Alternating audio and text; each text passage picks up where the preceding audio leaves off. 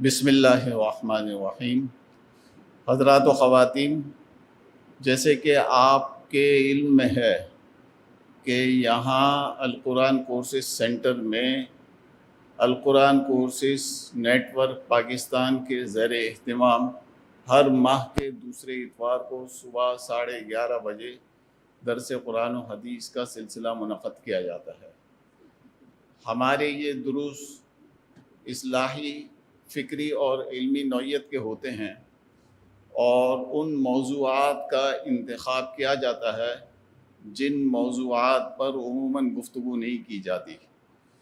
آج کا ہمارا درس قرآن و حدیث کا موضوع ہے عہد نبوی صلی اللہ علیہ وسلم اور قرون اولیٰ کی تعلیمی درس گاہیں۔ ہمارے آج کے مدرس ہیں ممتاز عالم دین اور جامعۃ الغزالی کراچی کے وائس چانسلر جناب مولانا ڈاکٹر ذیشان احمد صاحب ہیں۔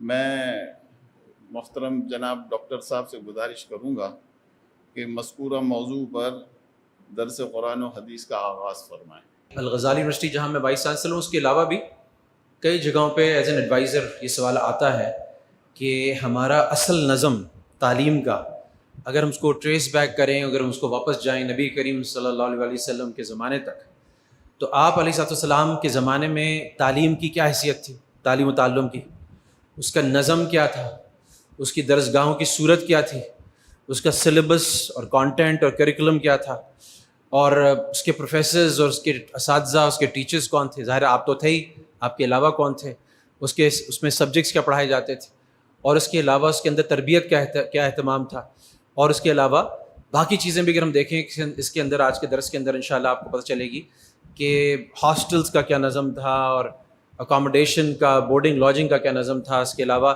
تربیت کا کیا نظم تھا، ایکسٹرا کریکولر ایکٹیویٹیز کیا ہوتی تھی۔ تو بہت ساری چیزیں ایسی ہیں جو کہ ہم بہت ساری چیزیں اصل سیرت میں ہم نکال سکتے ہیں جو آج کل کی تعلیمی اداروں میں، اور اس کو ان سے نسبت بنا کے اسی طرز پہ، اس منہج پہ اس کو یہاں اٹھا کے وہ برکات حاصل کر سکتے ہیں انشاءاللہ۔ تو پہلا اس میں بنیادی بات میں کر لوں کہ اس میں جہاں سے شروع ہوتی ہے بات وہ ہوتی ہے اس حدیث سے کہ انما بعثت معلما، یعنی مجھے تو ٹیچر ہی بنا کے، استاذ ہی بنا کے، معلم ہی بنا کے، مدرس ہی بنا کے بھیجا گیا۔ تو آپ علیہ السلام نے اپنے آپ کو تاجر نہیں کہا، اپنے آپ کو یہاں پہ اس خاص کانٹیکس میں طبیب نہیں کہا، اس خاص کانٹیکس میں کوئی اور لفظ استعمال بھی نہیں کیا، حالانکہ آپ علیہ السلام کے لیے قرآن میں جو آپ کی مینڈیٹ کو جو آپ کو ملا تھا، جس ذمہ داری کو آپ کو دے کر بھیجا گیا تھا، اس میں کہا گیا تھا یتلو علیہم آیات، یہ ان کا کام کیا ہے، یہ تلاوت کریں گے لوگوں پہ اور ان کا اللہ سے تعارف کرائیں گے، اور اللہ کی کتاب ان کو پڑھ کے سنائیں گے، ویزکیہم، ان کا تزکیہ بھی کریں گے، ان کو اندر سے پاک صاف کریں گے، ان کے دل کو صاف کریں گے، جس کو ہم احسان، سلوک، تصوف اور فقہ باطن کے نام سے تعبیر کرتے ہیں۔ اور ساتھ ساتھ تھا یعلمہم الکتاب والحکمہ، اور کتاب اور حکمت کی تعلیم دی۔ آپ علیہ السلام نے جو اپنے آپ کو اپنی شناخت کرنے کے لیے، اپنے آپ کو آئیڈینٹیفائی کرنے کے لیے جو لفظ چنا وہ معلم تھا۔ تو اگر ہم بالکل ابتدا میں چلے جائیں اور بعثت کے بعد، یعنی آپ علیہ السلام کو نبوت ملنے کے بعد شروع کی درسگاہوں پہ مکی زندگی میں نظر ڈالیں تو ایسے واقعات ہیں، آپ صرف تھوڑی سی توجہ دلانے کی بات ہے، آپ کی نظروں سے گزرا ہے، ہم ساری سیرت پڑھتے رہتے ہیں، اس کو مطالعہ کرتے رہتے ہیں، تو اس میں نظر آتا ہے کہ پہلی درسگاہ جو تھی وہ دار ارقم تھی، جہاں پہ صحابہ جمع ہوا کرتے تھے اور آپ علیہ السلام ان پہ قرآن کی آیات تلاوت کرتے تھے اور ان کو تعلیم دیتے تھے، اور یہ بڑا چھپ کے کام ہوتا تھا۔ لیکن سابقون اولون جو تھے، یہ حضرت ارقم بن ابو الارقم کے گھر پہ جمع ہوتے تھے، اور یہی جو نئی صورت آتی تھی اس کی تعلیم ہوتی تھی، اللہ تعالیٰ کیا چاہتے ہیں، اللہ کی صفات کیا ہیں، توحید ہوئی، رسالت ہوئی، آخرت ہوئی، فرشتے ہوئے اور تمام غیب کا نظام ہوا، اس کی بات چیت ہوتی تھی۔ اور صحابہ وہاں پہ فرماتے تھے کہ یہ صرف حضرت عمر رضی اللہ تعالیٰ عنہ کی اسلام لانے کے بعد تھا کہ وہ حلقہ وہاں سے باہر گیا اور قرآن کی تلاوت جو ہے وہ اس کے باہر شروع ہوئی۔ اس کے علاوہ ایک نظیر جو اور ملتی ہے ایک مکتب کی، ایک درسگاہ کی اس زمانے میں، وہ ملتی ہے حضرت ابو بکر رضی اللہ تعالیٰ عنہ کی مسجد کی۔ مشہور واقعہ ہے کہ حضرت ابو بکر رضی اللہ تعالیٰ عنہ رات میں قرآن پڑھا کرتے تھے نماز میں کھڑے ہو کے، اور ویسے بھی قرآن پڑھتے تھے. تو وہاں پہ جو آس پاس کے لوگ تھے، اچھا قرآن کے اندر اللہ نے ایسا اثر رکھا ہے، اور حضرت صدیق اکبر کی آواز میں اس درد کے ساتھ کہ وہاں کے جتنے لوگ تھے، خاص طور پہ عورتیں اور بچے اور ضعیف لوگ، وہ متوجہ ہو کے وہ اسلام سے محبت کرنے لگے، قرآن ان کے دل میں اترنے لگا. تو قریش نے اس کا بڑا وابیلہ کیا کہ یہ کیا کر رہے ہیں، ان کو کیا جائے، اور ان کو باہر نکالنے کی کوشش کی. تو ابن دغنہ نام کے ایک ساتھی تھے جو کافر تھے، لیکن حضرت ابو بکر کا ان پہ احسان تھا، اور انہوں نے کہا کہ یہ میری کفالت میں ہے، میری اس میں ہے، میری گارنٹی میں ہے، میری ضمانت میں ہے، چنانچہ ان کو یہاں سے نہیں ہٹایا جا سکتا. ہاں البتہ اتنی انہوں نے گزارش کی کہ آپ جو باہر آ کے پڑھتے ہیں جس سے لوگ متوجہ ہو رہے ہیں اور یہ کوئی قریش کے لیے انتشار کا سبب ہے، تو آپ اپنے کمرے کے اندر، اپنے گھر کے اندر پڑھ لیا کریں. تو ایک تعلیم کی سلسلہ تھا، ایک تعلیم کا نقشہ تھا کہ یہاں پر کہہ سکتے ہیں دعوت کا بھی نقشہ تھا، کیونکہ زیادہ تر ارد گرد سننے والے اور اس سے فیضیاب ہونے والے اس وقت بظاہر کفار ہوتے تھے. تیسری ایک مثال ملتی ہے جو حضرت عمر رضی اللہ تعالیٰ عنہ کے اسلام لانے کا مشہور واقعہ ہے. وہ یہ ہے کہ حضرت عمر کی ایک حدیث بھی بعد میں ملتی ہے کہ کچھ گھر ایسے تھے جہاں چھپ کے اسلام کی تعلیم ہوتی تھی. تو واقعہ مشہور ہے، ہم سب نے سنا ہے کہ حضرت اس کو کہتے ہیں بیت فاطمہ بن خطاب، یعنی حضرت عمر رضی اللہ عنہ کی جو بہن تھی فاطمہ بنت خطاب، ان کے گھر پہ ان کے جو ہسبینڈ تھے، ان کے جو شوہر تھے جن کا عشرہ مبشر میں آتا ہے سعید بن زید رضی اللہ تعالیٰ عنہ، یہ دونوں مل کے حضرت خباب بن ارت رضی اللہ تعالیٰ عنہ سے قرآن پڑھ رہے تھے. جیسے حضرت عمر رضی اللہ عنہ کو پتہ چلا، جب حضرت عمر رضی اللہ عنہ نکلے تھے اپنے ہاتھ میں تلوار لے کے کہ میں محمد کا نعوذ باللہ آج فیصلہ کرتا ہوں، تو اس وقت جو ان کو صحابی ملے اور انہوں نے کہا کہ پہلے اپنے گھر کی تو خبر لو، تو وہ اسی درسگاہ کی طرف متوجہ ہوئے اور حضرت اپنی بہن کے گھر تشریف لائے اور چھاپا مارا. تو جب چھاپا مارا تو وہاں پہ حضرت خباب جو تھے وہ چھپ گئے، حضرت عمر کی آواز سن کے چھپ گئے. تو حضرت واقعہ مشہور ہے، اس درسگاہ کے اندر حضرت عمر رضی اللہ تعالیٰ نے حضرت فاطمہ اپنی بہن پہ تشدد بھی کیا، ان کے خون بھی نکلا. پھر جب دل نرم پڑا تو انہوں نے سورہ طٰہٰ کی آیتیں پڑھیں، اور اس وقت کی کہتے ہیں سورہ طٰہٰ ہی پڑھا رہے تھے، سورہ طٰہٰ ہی نئی نازل ہوئی تھی، سورہ طٰہٰ کی تعلیم ہو رہی تھی. تو یہ بھی ایک درسگاہ کی مثال ہے جو مکے کے اندر تھی، اور اس درسگاہ کی برکت سے حضرت عمر رضی اللہ عنہ جیسا آدمی مسلمان ہوا جو ان کی بہن کے گھر پہ تھی. تو یہ 2-3 درسگاہوں کی مثال آتی ہے. پھر جو 13 سال کا عرصہ تھا اس میں ہجرتیں رہیں، اور اس میں حالات ایسے رہے کہ بہت زیادہ کوئی تعلیم پہ کام نہیں ہوا، کیونکہ صحابہ جو تھے مستقل جو تھے وہ کفار کے ظلم و ستم کا نشانہ تھے، ان سے مقابلے کی صورت تھی. پہلی ہجرت ہوئی، حبشہ کی ہجرت ہوئی، پھر جب دوسری ہجرت کی نوبت آئی تو یہاں سے بڑا ایک عجیب تعلیم کا نظام اسلامی تاریخ میں شروع ہوتا ہے. اس میں بڑے اسباق ہیں کہ جو بیعت عقبہ اولیٰ ہوئی، اچھا عقبہ کہتے ہیں تنگ گھاٹی کو، جو مینا کی تنگ گھاٹی تھی پیچھے، جہاں پہ ایک وفد مدینے سے آیا تھا. اچھا یہ بھی بڑی دلچسپ بات ہے کہ یاد رکھیے گا کہ جو وفد آیا تھا نا، تو آخر یہ بڑی ایک پچھلے بیان میں نے عرض کیا تھا یہیں پر کہ آپ علیہ الصلوۃ والسلام کی دعوت کا منہج کیا تھا. تو اس میں یہ واقعہ پوری تفصیل کے ساتھ آیا تھا کہ مینا حج کے زمانے میں آپ لوگوں کے پاس جاتے تھے، مینا میں جہاں کیمپس لگتے تھے اس وقت بھی مینا میں لگتے تھے. تو آپ ایک ایک کے پاس جاتے تھے اور کہتے تھے کہ تم میں سے کون ہے جو اللہ کے رسول کو اپنے ساتھ لے جائے اور اس کی نصرت کرے. تو ہر ایک کی طرف سے بہت برے برے جواب ملتے تھے. تو یہ چند صحابہ تھے اوس اور خزرج کے جو بیعت عقبہ اولیٰ میں نبی کریم صلی اللہ علیہ وسلم کی بات سننے پہ تیار ہوئے. اور جیسی بات سنی اس کے بعد حیرت کی بات ہے کہ دوسرے جتنے بھی، یہ بات ایک سوچنے کی، میں سوچتا تھا آج میں ابھی مطالعہ کر رہا تھا اس درس کے لیے، تو مجھے ذہن میں یہ بات آئی کہ ہم یہ سمجھتے ہیں عام طور پہ کہ جیسے وہ صحابہ جو تھے نا، وہ پہلی دفعہ سن کے انصاری صحابہ اوس و خزرج کے صحابہ وہ سنتے ہی اس وقت مسلمان، ایسا نہیں تھا، بلکہ ایک عجیب فرق تھا باقی عرب میں اور انصاری صحابہ میں، اوس و خزرج کے صحابہ میں بنیادی فرق تھا. اور فرق تھا یہ جو تھے یہ یہودیوں کے نیبرز تھے، یہ یہودیوں کے پڑوسی تھے. تو ان کو یہودیوں نے اتنی زیادہ بات کی تھی ان سے پہلے. یہودیوں نے ہر بات جب ان کا کوئی جھگڑا ہوتا تھا تو یہودی کہتے تھے دیکھ لینا ابھی ہمارا نبی آنے والا ہے اور اسی جگہ پہ آنے والا ہے، ابھی وہ آ جائے گا نا، ہم اس کے ساتھ مل کے تم سب کو ٹھیک کر دیں. تو جب یہ یہودی بار بار بات کرتے تھے تو ان کے ذہن میں بات بیٹھی ہوئی تھی کہ کوئی آنے والا ہے، کوئی ایسی شخصیت، ایسی ہستی آنے والی ہے جو تاریخ ساز ہوگی، جو کایا پلٹ دے گی. تو یہ جب بیعت عقبہ اولیٰ کے وقت جب ان کو اسلام پیش کیا گیا تو انصاری صحابہ جس میں اسد بن زرارہ جن کا نام آتا ہے کہ ایک روایت کے مطابق انہوں نے سب سے پہلے ہاتھ آپ علیہ الصلوۃ والسلام کے ہاتھ پہ رکھا بیعت کرنے کے لیے، پھر ایک جو صاحب ان کا نام آتا ہے رافع بن مالک زرقی، یہ بنو زریق کے تھے، ان کا نام آتا ہے. ان کا ایک آگے تعلیمی سلسلہ بھی تھا، ان کی پوری درسگاہ انہوں نے اسٹیبلش کی، اس کا میں ذکر کروں گا. اور چند حضرات تھے جو ان کے ساتھ تھے. لیکن جو یہ جو اسد بن زرارہ رضی اللہ تعالیٰ تھے اور یہ حضرات تھے، انہوں نے آپس میں مکالمہ کیا. انہوں نے کہا کہ یہ تو وہی معلوم ہوتے ہیں جن کا یہودی ذکر کرتے ہیں، اور ایسا نہ ہو کہ یہودی ہم سے پہلے ان سے بیعت کر لیں، تو ہمیں یہودیوں کو بیٹ کرنا چاہیے، ہمیں یہودیوں سے پہلے سبقت لینی چاہیے، ان سے بیعت کر لینی چاہیے، کیوں یہ وہی معلوم ہوتے ہیں. تو باقی لوگوں نے قبول نہیں کیا، لیکن ان کی ذہن سازی اللہ تعالیٰ نے اپنے دشمنوں سے یعنی یہود سے کرا دی.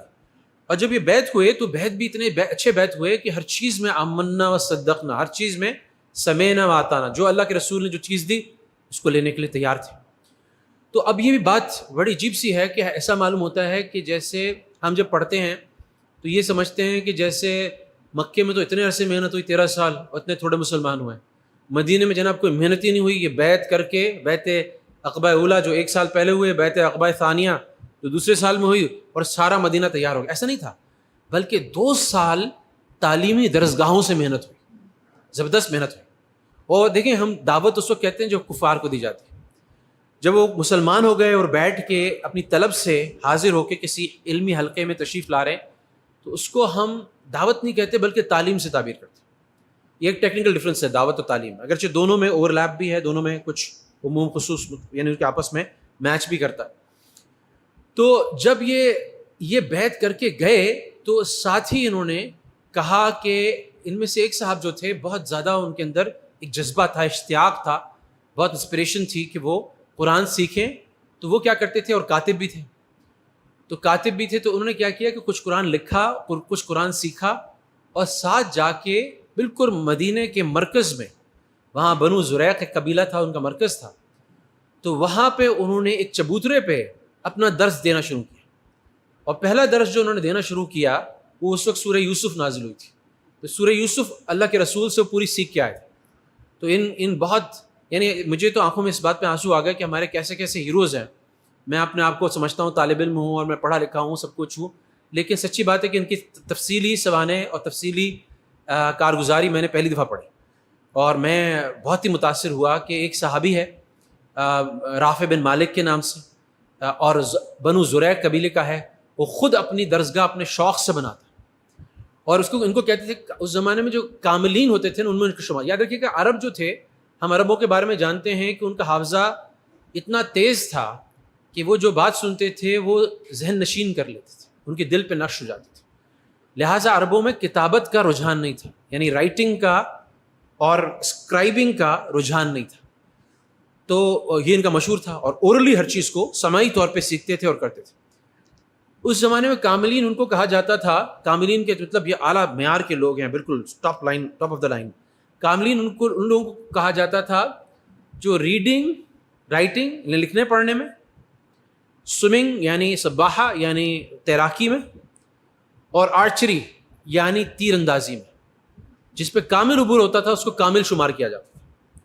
تو رافع بن مالک ان لوگوں میں سے تھے، جو ان کاملین میں سے تھے، جن کو لکھنے، پڑھنے، تیراکی اور تیر اندازی سب پہ مکمل عبور تھا. اور انہوں نے بالکل مدینے کے وسط میں، یہ مسجد بنی زریق بعد میں بنی، اس وقت چبوترا بنی زریق کہلاتا تھا، وہاں سے تعلیم شروع کی.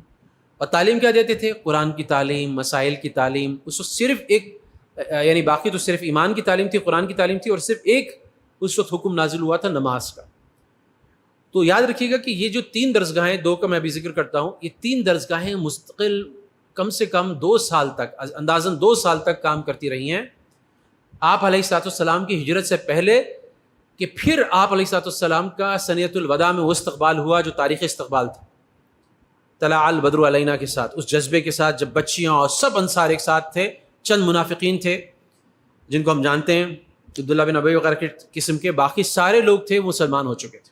مگر وہ 2 سال کی محنت تھی. اس میں سے پہلی درسگاہ جو تھی وہ درسگاہ جو تھی بنی زریق کی تھی، جس کے اندر جو مین پرنسپل انسٹرکٹر تھے، پروفیسر تھے، استاد تھے، وہ تھے رافع بن مالک زرقی. اچھا، یہ جو تھے بعد میں انہوں نے خود اپنی طلب سے، جب اس کے بارے میں آتا کہ بعد میں بھی ان کو پتہ چلتا تھا کہ کوئی نئی صورت نازل ہوئی ہے تو مکے کا سفر کرتے تھے، اور لکھ کے سیکھ کے آپ علیہ الصلوۃ والسلام سے واپس آ کے پھر اپنے جگہ پہ وہ چیز پڑھاتے تھے. جب آپ علیہ الصلوۃ والسلام ہجرت کر کے آئے اور انہوں نے ان کی محنت کو دیکھا اور ان کی کاوش کو دیکھا اور ان کے علم کو دیکھا, تو وہ آپ علیہ الصلوۃ والسلام ان کی سلامتی اتباع سے, ان کے علم سے, ان کی محنت سے بہت خوش ہو. آپ علیہ الصلوۃ والسلام بہت خوش ہو, ان کو بہت شاباش تھا. دوسرا جو مدرسہ تھا وہ یاد رکھیے یہ وسط میں ہو گیا مدینہ کے. اب مدینہ کے جنوب کی طرف آ جاتے ہیں. ہم سب کو پتہ ہے کہ مدینہ کے جنوب میں ہی مکہ ہے. جب ہم مکے سے مدینہ جاتے ہیں تو شمال میں سفر کرتے ہیں. تو جتنے لوگ آئے وہ سب سے پہلے ہمیں پتہ ہے کہ آپ علیہ الصلوۃ والسلام بھی قباء کے مقام پہ رکے, اور آپ علیہ الصلوۃ والسلام سے پہلے ہجرت کا سلسلہ شروع ہو گیا تھا. جو جتنا ضعیف تھا, جو جتنا مستضعفین میں سے تھا, جس پہ جتنا زیادہ ظلم ہوتا تھا, اس نے پہلے ہجرت کی. تو ایک خاطر خواہ تعداد ایسے لوگوں کی ہو گئی تھی قباء کے اندر جو مکے سے ہجرت کر کے مدینے پہنچے تھے, اور ان میں سے اکثر جو تھے وہ اپنی فیملیز یا تو چھوڑ کے آئے تھے, ان کی فیملیز تھیں نہیں. تو ان میں سے اکثر عزب کا ورڈ عربی میں آتا ہے بیچلر کے لیے, یعنی جس کی شادی نہ ہوئی, ان میرڈ, جس کی شادی نہ ہوئی. تو یہ لوگ جمع ہوتے گئے اور یہاں پہ ایک درسگاہ بنی, اور اس درسگاہ کے جو ٹیچر تھے وہ حضرت سالم مولا ابی حذیفہ تھے. مولا ابی حذیفہ کا مطلب یہ تھا, ابو حذیفہ رضی اللہ تعالیٰ عنہ جو ایک صحابی تھے, انہوں نے ان کو اپنا بیٹا بنایا تھا, متبنہ بنایا تھا, بیٹا بنایا تھا, اور ان کے مولا تھے. مولا کا مطلب وہ فیملی کا جو ممبر ہوتا ہے جس کی کفالت آپ پہ واجب ہوتی ہے, ادر وے راؤنڈ. تو وہ جو تھے انہوں نے ان کی نبی کریم صلی اللہ علیہ وسلم نے فرمایا بھی تھا کہ اگر قرآن سیکھنا ہے تو ان 4 لوگوں سے سیکھو. قرآن سیکھنا ہے تو ان 4 لوگوں سے. ابی بن کعب مشہور ہیں, ان کی اپنی درسگاہ رہی.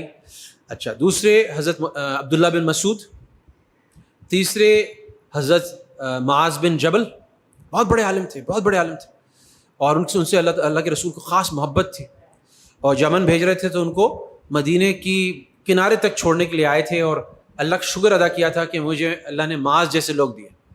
تو 3 لوگ یہ ہو گئے, اور چوتھے جو تھے حضرت سالم تھے, جن کا ذکر ہو رہا ہے, جنہوں نے مدینہ کے جنوب میں یہ درسگاہ بنائی. تو یہ درسگاہ جو تھی اس کے ساتھ ایک مکان تھا, اور یہ تھا حضرت ابو خیثمہ سعد ابن خیثمہ رضی اللہ تعالیٰ. یہ خود بھی بیچلر تھے, یہ خود بھی مجرد تھے. مجرد کہتے ہیں بیچلر کو, یعنی تو ان کے گھر کہلاتا تھا بیت العزاب, ان دا ہاؤس آف بیچلرس, یعنی شادی نہ ہوئی جن کا ان کا گھر. تو اس میں اکثر جو ضعیف صحابی تھے وہ جمع ہو گئے تھے, اور ان کے کھانے پینے کا انتظام ہو گیا تھا. اور یہ یہاں پہ ہاسٹل کا کام کر رہا تھا. یہ جو جگہ تھی, جو بیت العزاب تھا حضرت خیثمہ کا, یہ جو تھا ہاسٹل کا کام کرتا تھا. حضرت سالم رضی اللہ تعالیٰ کا جو مدرسہ تھا وہاں پہ یہ حضرات پڑھتے تھے, اور اس کا جو نام ہے وہ میرے ذہن سے بھی نکل گیا, وہ بھی تھوڑی دیر میں آ جائے گا. تو یہ جو تھا یہ ایک دوسری درسگاہ تھی جو مدینے کے جنوب میں تھی, جہاں پہ مسجد قباء وغیرہ بنی. اچھا, نبی کریم صلی اللہ علیہ وسلم جب ہجرت کر کے تشریف لائے اور حضرت کلثوم بن خدم کے مکان پہ انہوں نے قیام کیا, تو وہ قریب تھا یہ یہاں سے بیت العزاب سے. تو آپ علیہ السلام گائے بگائے تشریف لاتے تھے بیت العزاب میں, اور اپنے جو صحابی تھے, جو وہاں کے اسٹوڈنٹس تھے, اس ہاسٹل کے مکین تھے, ان کے ساتھ بیٹھ کے ان سے دل جوئی کی بات کرتے تھے, ان کو بشارتیں سناتے تھے, ان کی حوصلہ افزائی کرتے تھے. اور جب آپ علیہ السلام کو حضرت سالم کی محنت کا پتہ چلا تو اس سے بھی آپ علیہ السلام بڑے خوش ہوئے. تو یہ دوسری درسگاہ تھی جو مدینے کے جنوب میں تھی, اور اس نے بھی تقریباً ہجرت سے پہلے سے 2 سال پہلے سے کام شروع کر رکھا تھا. تیسری درسگاہ ہماری علم میں ہے, اکثر کے علم میں ہے, ہم سنتے رہتے ہیں, پڑھتے رہتے ہیں, اس کا ذکر بھی آتا ہے, فضائل اعمال وغیرہ میں بھی آتا ہے. اور وہ تیسری درسگاہ جو تھی وہ شمال میں تھی. تو ایک ہو گئی وسط میں مدینے کے, ایک ہو گئی جنوب میں مکے کے ڈائریکشن میں طریقۃ الحجرہ پہ, اور تیسری ہو گئی مدینے کے شمال میں. یہ ایک ایسی جگہ تھی جس کو نقی الخزمات کہتے تھے. نقی الخزمات یعنی پانی کھڑا رہنے کی جگہ. یہاں سے بنو عقیق سے سیلاب آتا تھا, اور یہ اتنی سرسبز جگہ تھی, اتنی خوبصورت جگہ تھی کہ یہاں پہ سبزہ ہی سبزہ رہتا تھا. جیسے آپ سمجھے کوئی ہم کہتے ہیں نا مری ہے, ایسی جگہ ہے, تو اس طرح کی جگہ تھی. بلکہ حضرت عمر رضی اللہ عنہ نے اپنے زمانے میں اپنی خلافت میں یہاں جہادی گھوڑوں کی چراگاہ قائم کی تھی. اور یہاں پہ یہ جو حضرت اسد بن زرارہ, جن کا نام پہلے آیا کہ یہ پہلے انصاری صحابیوں میں سے تھے, خزرجی تھے, نجاری تھے, اور انہوں نے سب سے پہلے بیعت کیا آپ علیہ السلام کے ہاتھ پہ, اس میں سے پہلے لوگوں میں سے تھے. اور انہوں نے مل کے, اصل میں ایک مسئلہ یہ بھی تھا کہ جو خزرج اور اوس میں نا ایسی لڑائی ہوئی تھی 5 سال پہلے جن میں ان کے اکثر سردار اور بڑے بڑے لوگ کام آ گئے تھے، وہ خود بڑے پریشان تھے، اور ان کو امید تھی کہ یہ جو یہودی جن نبی کا بتاتے تھے، یہ نبی اگر ہمارے ساتھ آ جائیں تو ہم اس مصیبت سے بھی نکل سکتے ہیں، ہماری یہ لڑائیاں آپس کی خون خرابہ ختم ہو سکتا ہے، ہمیں آپس میں ملا سکتے ہیں، جوڑ کر سکتے ہیں، متحد کر سکتے ہیں۔ لیکن یہ اس بات پہ تیار نہ ہوتے کہ ہمارے اوپر اس زمانے میں کہ اوس والے تیار نہ ہوتے خزرج والا پڑھائے، خزرج والا تیار نہ ہوتا اوس والا امام بنے، تو انہوں نے آپ علیہ السلام سے گزارش کی کہ ہمیں ایک معلم ایک مدرس دیں۔ تو مصعب بن عمیر رضی اللہ عنہ وہ بھی بڑے اکابرین صحابہ میں سے تھے، بڑے ناز و نعمت میں پلے ہوئے تھے، قریش کی ایرسٹوکریسی میں ایلیٹس میں آتے تھے اور ٹاپ کے میں آتے تھے۔ آپ علیہ السلام نے ان کی تشکیل کی، اور یہ جو نقی الخزیمات کا مدرسہ تھا شمال میں، یہ حضرت اسد بن زرارہ کے گھر پہ تھا، اور یہ بڑے پرفضا مقام پہ تھا، اور اس کے پرنسپل انسٹرکٹر جو تھے، اس کے پرائم ٹیچر جو تھے، اس کے جو ڈین تھے، ریکٹر تھے، وہ حضرت مصعب بن عمیر رضی اللہ عنہ تھے۔ اور مشہور واقعہ ہے کہ حضرت مصعب بن عمیر رضی اللہ عنہ پڑھا رہے ہوتے تھے، تو حضرت سعد بن عبادہ جو تھے بڑے سردار تھے، بہت بڑے سردار تھے، خزرجی تھے غالباً یہ بھی، لیکن بڑے سردار تھے، تو ان سے برداشت نہیں ہوا کہ اسد بن زرارہ کسی پردیسی کو کیسے لے کر آ گیا، یہ باہر کے آدمیوں کو لے کر آ گیا، ہمارے جو ضعیف لوگ ہیں، ضعیف العقیدہ لوگ ہیں، بچے ہیں، بوڑھے ہیں، عورتیں ہیں، جا کے وہ تعلیم کے حلقے میں بیٹھ رہی ہیں، درسگاہ میں بیٹھ رہی ہیں اور عجیب عجیب باتیں کر رہی ہیں۔ تو ان کے بہت اچھے دوست تھے اسید بن حضیر رضی اللہ عنہ، بڑے بڑے نام ہیں، ہمیں انشاءاللہ کوشش کرنی چاہیے کہ ہمارے بچوں کو جو ہے نا، بجائے سپر مین، اسپائڈر مین کے اور بابر اعظم اور کون پتہ نہیں شاہین آفریدی کے بجائے ان حضرات کے نام پتہ ہوں، ان حضرات کی کارگزاری، ان حضرات کے احسان پتہ ہوں۔ تو یہ جو تھے حضرت اسید بن حضیر جو تھے، ان کو تیار کیا، اور ان کو تھوڑا سا انہوں نے کہا کہ بھائی جاؤ کہ کیا کر رہا ہے یہ اسد بن زرارہ، کیا کر رہا ہے یہ، ہمارے بچوں کو ورغلا رہا ہے، ہمارے گھروں کو خراب کر رہا ہے، تو تم جاؤ اس کو کنفرنٹ کرو، اس سے جا کے بات کرو۔ تو انہوں نے جا کے بہت غصے میں جا کے حضرت اسد بن زرارہ کو کنفرنٹ کیا، اور ان سے کہا یہ کون ہے، تم کس پردیسی کو لے کر آ گئے ہو، ہماری قبائلی روایتوں کے خلاف تم نے کس کی اجازت سے کام کیا؟ تو حضرت اسد بن زرارہ نے کہا بھائی تم اتنی بڑی بات نہ کرو، تم ایک کام کرو کہ ایک دن اس درسگاہ میں بیٹھ جاؤ، اس حلقے میں شرکت کر لو، اور اگر تمہیں بات سمجھ میں آ جاتی ہے تو ٹھیک ہے، ورنہ پھر جیسے تم کہو گے ایسے کر لیں گے۔ ہاں، انہوں نے کہا یہ فیئر بات ہے، بالکل ٹھیک بات ہے۔ تو گئے، اچھا وہ بات چیت جب انہوں نے شروع کی تو حضرت عجیب انصاری لوگوں کے دلوں میں اللہ تعالیٰ نے عجیب نرمی رکھی اور ان کا عجیب رجحان۔ تو حضرت مصعب بن عمیر نے جس قربانی سے، جس درد سے، جس فکر سے بات کی، تو حضرت اسید بن حضیر بھی انہوں نے کہا کہ کیسے مسلمان ہوتے ہیں مجھے بتاؤ۔ تو انہوں نے کہا تم نہاؤ اور وضو کرو اور ساتھ آ کے پاکی حاصل کر کے کلمہ پڑھو تو مسلمان ہو جاؤ گے۔ تو ان کو مسلمان کیا، ان کو تعلیم دی۔ پھر حضرت سعد بن عبادہ جنہوں نے بھیجا تھا حضرت اسید بن حضیر کو، انہوں نے کہی تو انہوں نے بھی ان کو یہ کہا کہ تم جاؤ بات سن لو ان کی، اور اگر بات سمجھ میں آئے، جیسی بات سمجھ میں آئی، سعد بن عبادہ بھی سنتے ہی بات کو تھوڑی دیر کے اندر مسلمان ہو گئے۔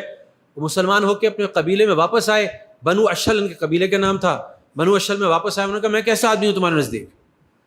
تو انہوں نے کہا، ان کے گھر والوں نے کہا، ان کے قبیلے والوں نے کہا کہ آپ ہم میں سے سب سے بہتر ہیں، یو دا بیسٹ امنگس اس۔ تو انہوں نے کہا پھر مجھ پہ تمہاری عورتوں مردوں سے کلام کرنا حرام ہے، اگر تم جب تک مسلمان نہ ہو جاؤ اور اس دین کو قبول نہ کر لو جس دین کو میں نے قبول کیا۔ تو انہوں نے کہا ہمارے لیے تم کافی ہو، تمہاری بات کافی ہو۔ انہوں نے سب نے لبیک کہا۔ تو ایک درسگاہ کی، ایک تعلیمی حلقے کی برکت تھی کہ پورا قبیلہ بنو اشل اور سارے انصاری کے کر کے مسلمان۔ اور عجیب بات میں نے پڑھی پہلی دفعہ اس درس کی برکت سے، یہ شاید کہیں پڑھی ہو لیکن ابھی مستحضر نہیں تھی، کہ جو اسلامی تاریخ میں پہلا جمعہ ہوا ہے اس کو بھی نبی کریم صلی اللہ علیہ وسلم، حضرت اسد بن زرارہ نے یہ بات رکھی تھی کہ یہ جمعہ یہاں پڑھایا جائے۔ ابھی جمعے کی فرضیت نہیں ہوئی تھی لیکن جمعے کی اہمیت آ گئی تھی۔ تو اس وقت نبی کریم صلی اللہ علیہ وسلم نے حضرت مصعب بن عمیر کو نہ صرف اجازت دی بلکہ کہا ان کو جمع کر کے پڑھا۔ تو پہلے جمعے میں تاریخی طور پہ یہی مقام پہ حضرت اسد بن زرارہ کے گھر پہ نقی الخزمات میں، اس پرفضا مقام میں 40 لوگ جمعے کے لیے جمع ہوئے، اور اس کے بعد ان کے لیے بکریاں ذبح کی گئیں، ان کا پھر اس کے بعد کھانا ہوا۔ آپ کو پتہ ہے آپ علیہ السلام کی سنت تھی کہ جمعے کے دن ناشتہ نہیں بلکہ کھانا ہوتا تھا، جمعے کے بعد ہوتا تھا۔ اچھا، ایک عجیب پوائنٹ مجھے ملا اس سے، کہ ایک تو یہ پوائنٹ ملتا ہے کہ ہم جب ایک یونیورسٹی بنا رہے تھے, میں نام بھی نہیں لیتا اس یونیورسٹی کے, تو ایک ہمارے ایڈوائزر نے کہا کہ یونیورسٹی آپ جو پاکستان کے ناردرن ایریاز ہیں وہاں پہ بنائیں. ناردرن ایریاز میں ایک الگ ہوگا, کیونکہ پاکستان کے ناردرن ایریاز اتنے خوبصورت ہیں کہ انٹرنیشنل اسٹوڈنٹ بھی وہاں آئے گا, پرفضا مقام ہوگا. بہت ساری دنیا کی ٹاپ یونیورسٹیز ایسے مقام پہ بنائی جاتی ہیں جہاں پہ لوگ ہاسٹل میں رہنا چاہیں, وہ یکسوئی ہو, ان کو شہر کے جو رش ہوتا ہے اور مشغولیت ہوتی ہے اس سے ان سے نجات ملے. تو یہ نقی الخزمات کی جو پہلی درسگاہ تھی وہ ایسی مقام پہ تھی, وہاں پانی کھڑا رہتا تھا, سبزہ تھا, زبردست وہاں مقام. ایک تو پوائنٹ یہ ملا. دوسرا پوائنٹ یہ ملا کہ عجیب بات ہے کہ ہم ریاست مدینہ اور اس کی بات کرتے ہیں, خلافت کی بات کرتے ہیں, خلافت قائم ہو. یہ ایک عجیب ہیرو ہے ہمارا, یہ انصاری صحابی اسد بن زرارہ, یہ پہلے بیعت کرنے والوں میں سے ہے, اس میں کوئی دو رائے نہیں ہے. یہ تو ہے کہ پہلے ہاتھ کس کو لگا, اس میں 2-3 صحابے کا اقوال ہے, لیکن اس میں دو رائے نہیں کہ بیعت عقبہ اولیٰ میں یہ صحاب موجود تھے, یعنی 4-5 چند لوگوں میں تھے. اس میں بھی کوئی شک نہیں کہ انہوں نے درسگاہ پہلے قائم کی اور سب اس کی فنڈنگ کی, اس کی سارے لوگوں کی مہمان نوازی کی, سب کچھ کیا, اور مصعب بن عمیر کو بلایا. انہی کی برکت سے اسید بن حضیر جیسے بڑے صحابہ, سعد بن عبادہ جیسے سردار وہ کنورٹ ہوئے. لیکن یہ صحابی خود ہجرت کے اگلے سال میں ایک بیماری میں مبتلا ہوتے ہیں, مینجائٹس ٹائپ ایک بیماری ہے, اور آپ علیہ السلام ان کو بتاتے ہیں, لیکن ان کی قضا کا وقت آ جاتا ہے. آپ علیہ السلام پریشان بھی ہوتے ہیں, لیکن ہجرت کے 1 سال میں ان کا انتقال ہو جاتا ہے. تو وہ شخص جو سب سے بڑا ڈریمر تھا, سب سے بڑا جس نے خواب دیکھا تھا ریاست مدینہ کا و خلافت کا, وہ تو ہجرت کے 1 سال میں اس کا انتقال ہو گیا. وہ ریاست مدینہ اپنے جاہ و جلال کے ساتھ, اپنی شان کے ساتھ تو قائم ہی نہیں ہو پائی اس کی زندگی, لیکن اس کو کوئی فرق پڑا, اس کی کامیابی پہ کوئی آنچ آئی. یعنی اس سے جو سبق میں نے حاصل کیا وہ یہ سبق حاصل کیا, دیکھو کرنے والے بنو, رزلٹ کے چکر میں نہ بنو. رزلٹ کے چکر میں کب اللہ تعالیٰ لے کر آتا ہے کہ ان کا جو اللہ تعالیٰ کی جو زبردست بلاک چین ہے, سسٹم اللہ تعالیٰ کا, ثواب کو ٹریس کرنے والا. اسد بن زرارہ تو اس میں بہت اوپر ہے, لیکن اس کے باوجود اسد بن زرارہ رضی اللہ تعالیٰ عنہ نے کامیابی اس درجے کی نہیں دیکھی مسلمانوں کی. وہ پہلے سال میں ہجرت کے اندر انتقال کر گئے. تو لیکن ان کی بنیاد ہی پہ, ان کی درسگاہ کی قائم کی ہوئی درسگاہ پہ پوری اسلامی عمارت کا قیام ہوا. تو یہ تو تھیں چند درسگاہیں مدینے کی. اس کے علاوہ جو ایک مستقل احوال تھا تعلیمی نظام کا اور درسگاہوں کا, وہ تو اصل درسگاہ جو قائم ہوئی ان کے بعد, ہجرت کے بعد, یہ تو ہجرت سے پہلے کی میں بات کر رہا ہوں, تو ساری درسگاہیں اس کے بعد اس میں ضم ہو گئیں. وہ تھی مسجد نبوی کی درسگاہ. مسجد نبوی کی درسگاہ اور اصحاب صفہ, پہلا اسکول جو پراپرلی ہجرت کے بعد قائم ہوا وہ تو یہ تھا. اور نبی کریم صلی اللہ علیہ وسلم جو تھے وہ استوانہ توبہ یا استوانہ ابی لبابہ پہ بیٹھ کے درس دیا کرتے تھے, اور اس میں جو تھے 60 سے 70 اصحاب صفہ ہوتے تھے جو مستقل شریک ہوتے تھے. اور وہ اصحاب صفہ خود جو تھے وہ اتنے زیادہ مسکین تھے, فقیر تھے کہ ان کے پاس اپنا پورا, یعنی ان کے پاس اکثر جو تھا ان کے پاس تہبند ہوتی تھی, اوپر ڈھکنے کا کپڑا نہیں ہوتا تھا. ان میں سے بعض جو ہے کمبل لے کے لپیٹ لیتے تھے, اسی کو تہبند کے طور پہ بھی استعمال کرتے تھے. کبھی کھاتے تھے, کبھی نہیں ملتا تھا. لیکن ایک نظم تھا جو باقاعدہ ایک درسگاہ کا نظم تھا. وہ نظم یہ تھا کہ آپ علیہ السلام پڑھاتے تھے, اپنی تعلیم دیتے تھے. اس تعلیم کے انداز پہ بھی تھوڑی دیر میں بات کرتے ہیں, اس تعلیم کا انداز کیسا ہوتا تھا. مگر اس میں اندرونی طلبہ ہوتے تھے. کچھ صحابہ جو تھے انصاری صحابہ, وہ دن بھر جو تھے وہ کھیتی باڑی کرتے تھے.